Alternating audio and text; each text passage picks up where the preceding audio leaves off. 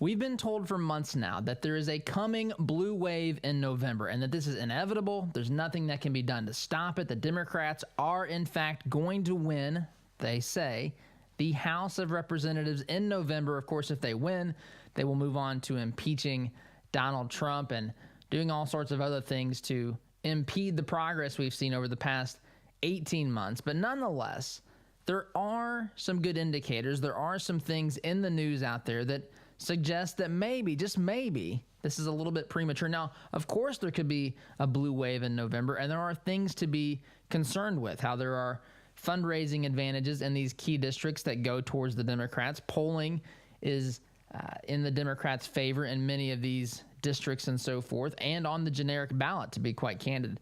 But there are other factors at play here as well. We've got a roaring economy, 4.1% GDP growth in the second quarter. In fact, reports suggest that that could be higher, even higher in the third quarter, somewhere in the mid to upper fours possibly. Some even suggest close to 5%.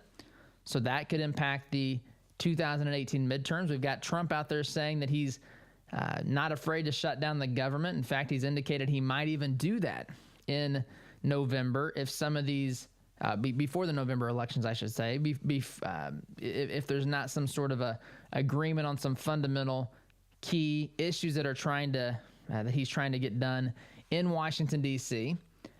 We also have his favorability or his job approval ratings, which is now right at 50% according to Rasmussen. His numbers among Hispanics have increased by 10 percentage points. And there's a lot of good indicators out there. All the folks, it seems, that run for re-election, or I guess in the primaries, I should say the primary election, a lot of these folks, say Tennessee, for example, it was a race to be the one that would most support Trump and his agenda. So there are many factors to consider here as we move toward November. And may I remind you that on the morning before the 2016 presidential election, the Huffington Post said Hillary Clinton had a 98-point-something% chance of winning, and we know how that turned out. So, guys, that's what we discussed today. Have a great weekend. We'll see you on Monday. Take care.